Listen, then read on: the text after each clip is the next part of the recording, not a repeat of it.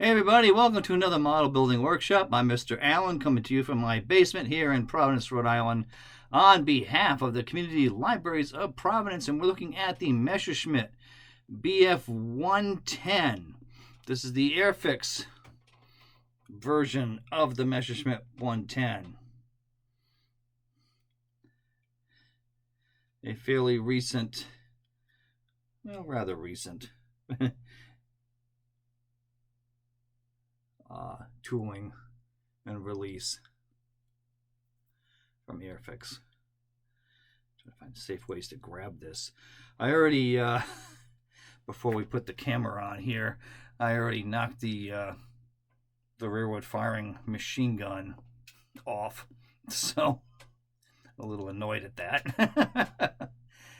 But this is my rendition of one of their boxings, because they tend to, Airfix has a tendency to release these kits several different ways with several different marking options, which I think is kind of nice. And this is one of the markings out there that you can get. This is an early war version with the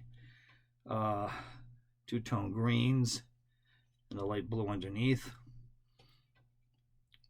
Was it 70 RLM, the ministry number 70, 71, and 65.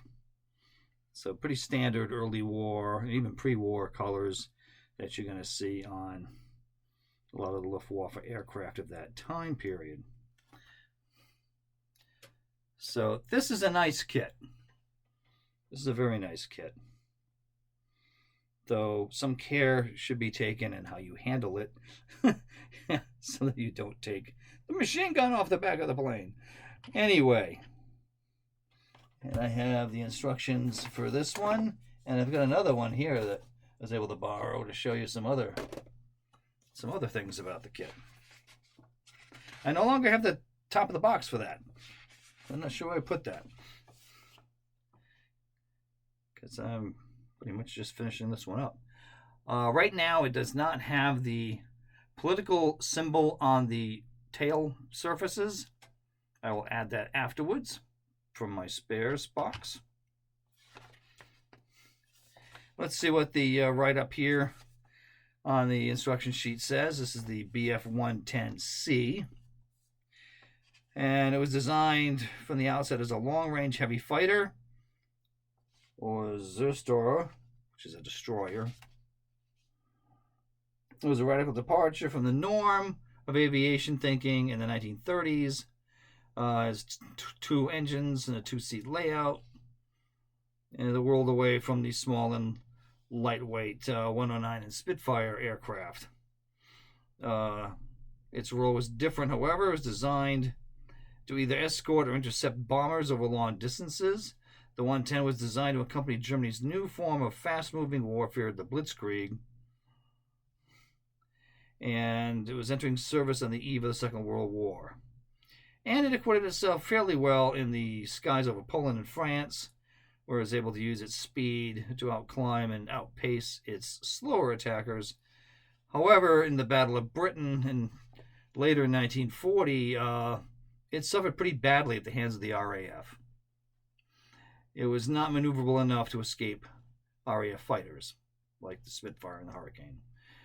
So it was moved to other tasks, and it continued to serve with the Luftwaffe as a fast fighter bomber, or a Jabo as they would call it in German, and it excelled as a night fighter, and it became feared among the RAF aircrews when it was used in that role.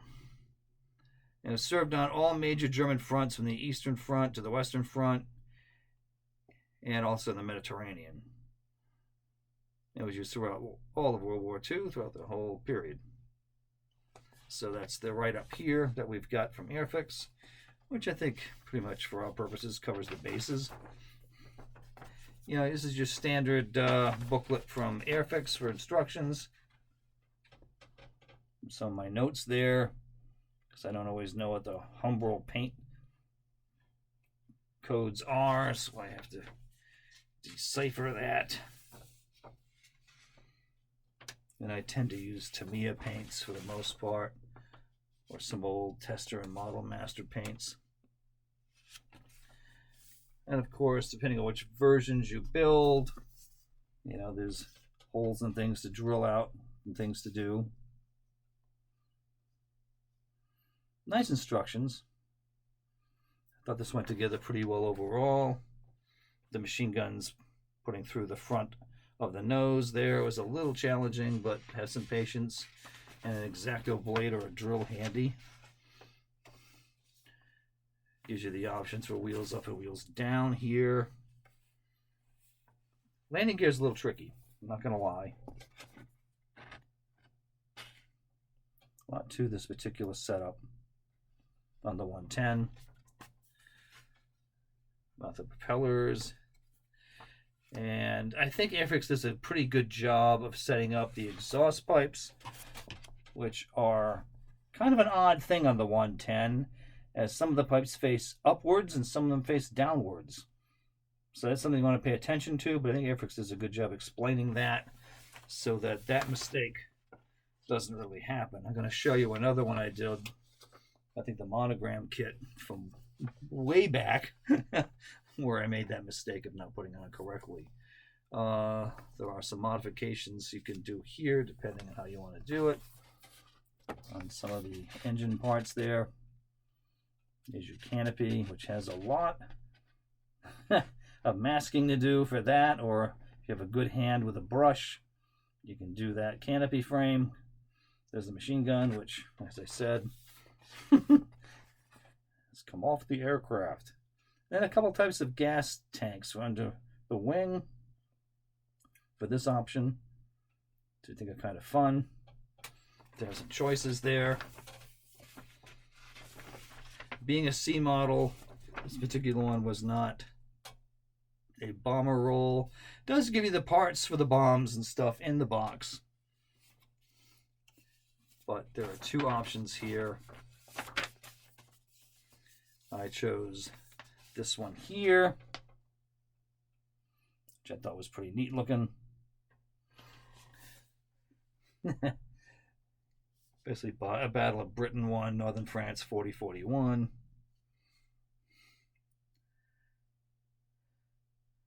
Flown by Helmut Florenz. It gives you the breakdown of the paint colors, which I think it's good that they, not only do they give you the Humbrol paint numbers, but they also explain the RLM numbers as well. So those of you like me who aren't that familiar with Humbrol paint, or they're not that readily available, which they're not the easiest thing to find in the States. I can if I really want to, but I have alternatives here that are easier to find. So there you go. But it's nice that they give you a pretty good breakdown here. Decals went on pretty well. They're a little on the thick side. It's a little softener. Doesn't hurt. You gotta be careful. You don't want to damage the decals in doing so, because I've had that happen before. Let me put this somewhere safer. Oh, the other option here, sorry, which was really tempting, although lacking, well, some decals. So if you don't want to put as many decals on, there's this one, which I was really tempted to do. This is an Italian night fighter version. I guess it was sold to them directly from the Luftwaffe, because it still has some Luftwaffe markings still on it, as you can see. But it's got the white stripe and the white cross on the tail there for the Italians. No underwing markings, and just a, it might be hard to see there, but just a number squadron code on the side. I think I might have the decals for that here, which I don't want to let go here. Yeah, so you have that for the Italian one. And that was tempting, very tempting. So let's have a look at the parts from this other one here that I was able to get my hands on.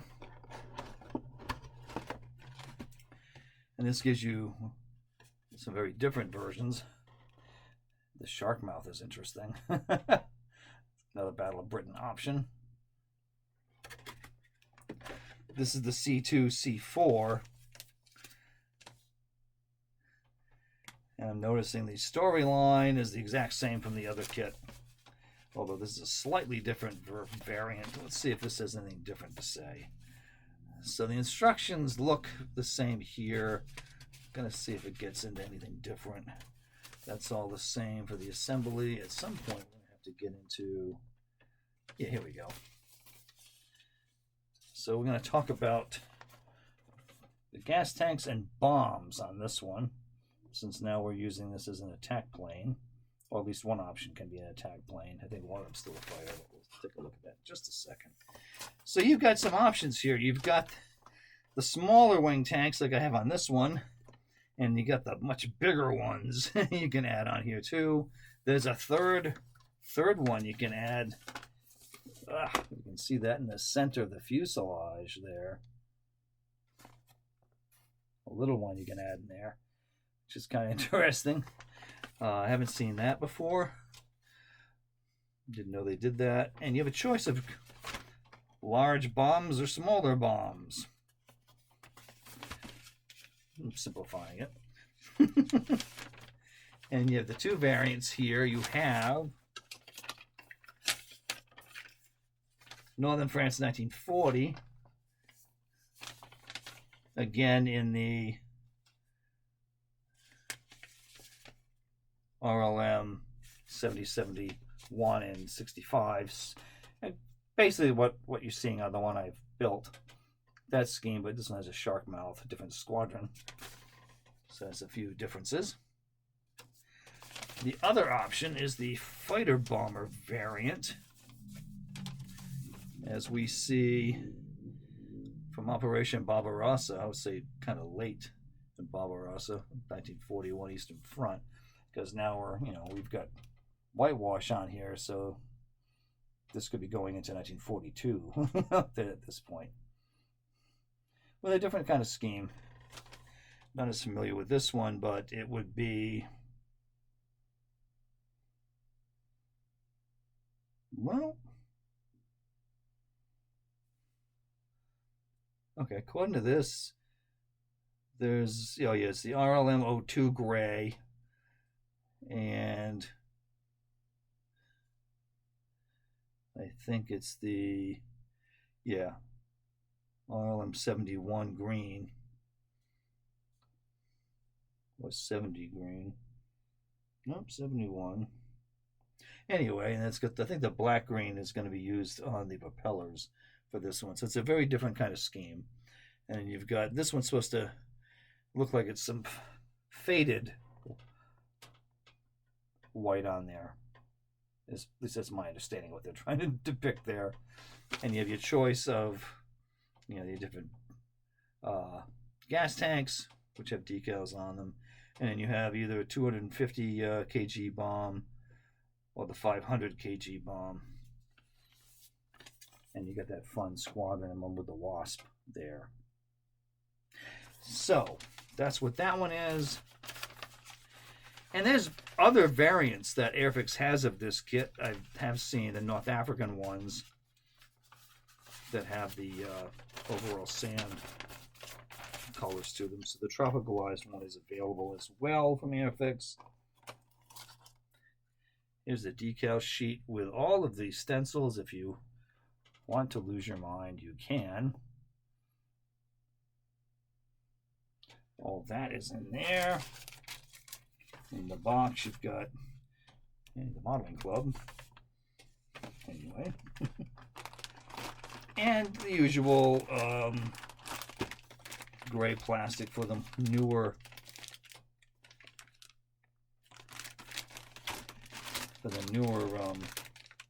Airfix kits. See if I can cut this thing open so I have a look at some of these parts. I don't think my friend will mind.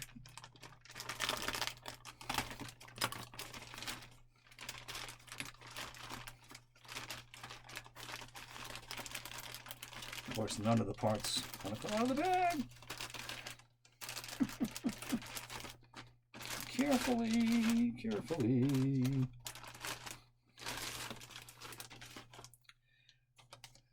Clear parts in here. So yeah, you can see all of these pieces that are there, quite a bit.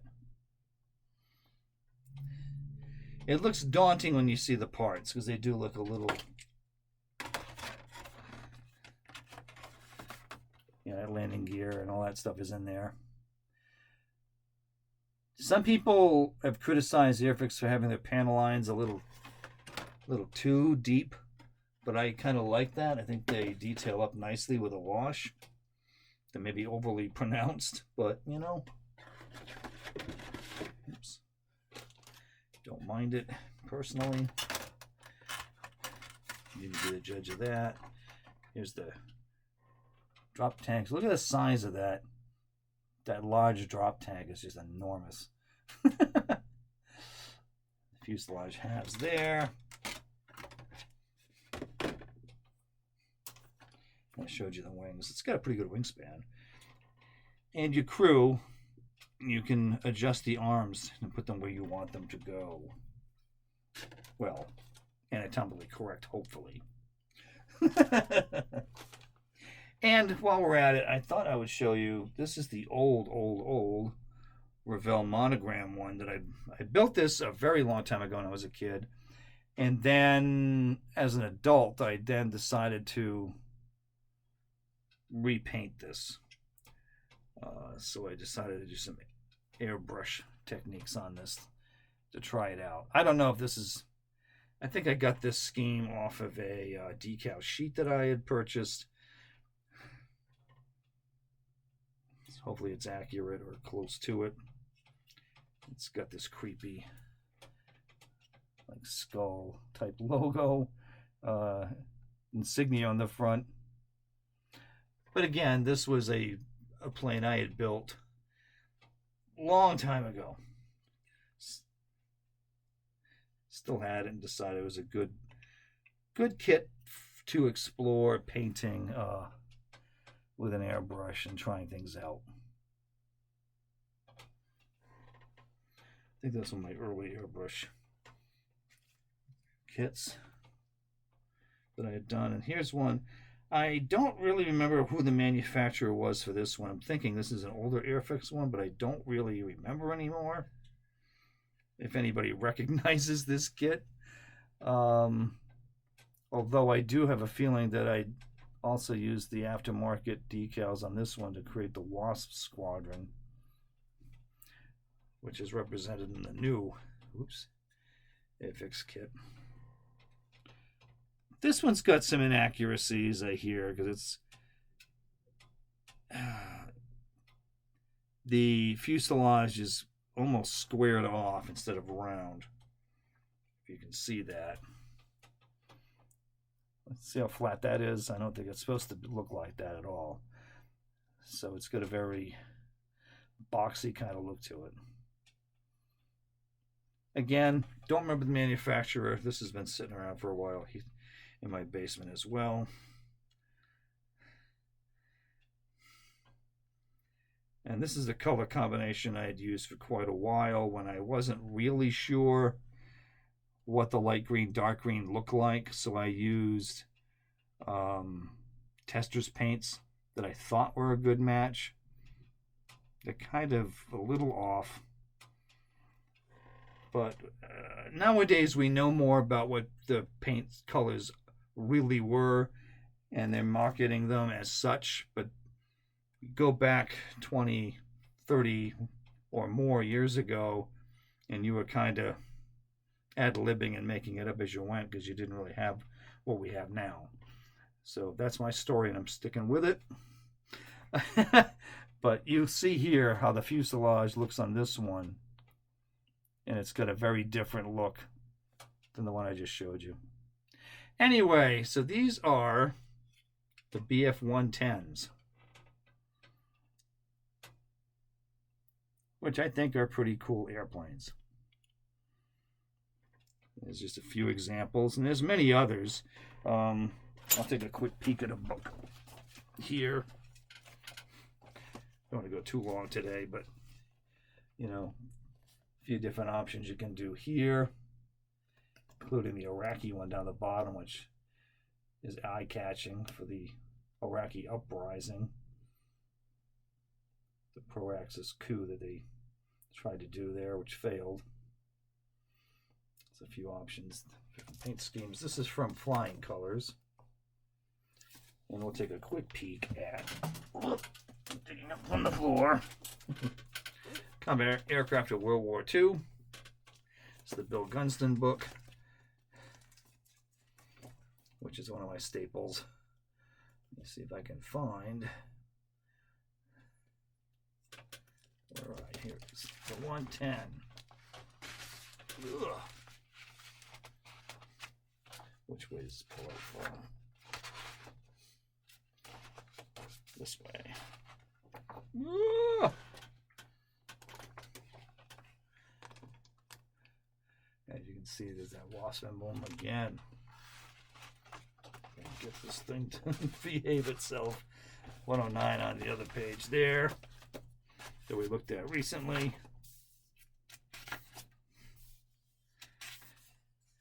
And here's your 110 with the schematics and so forth.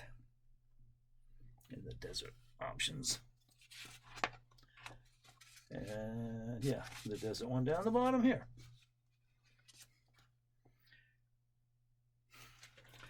So there's a look at the 110.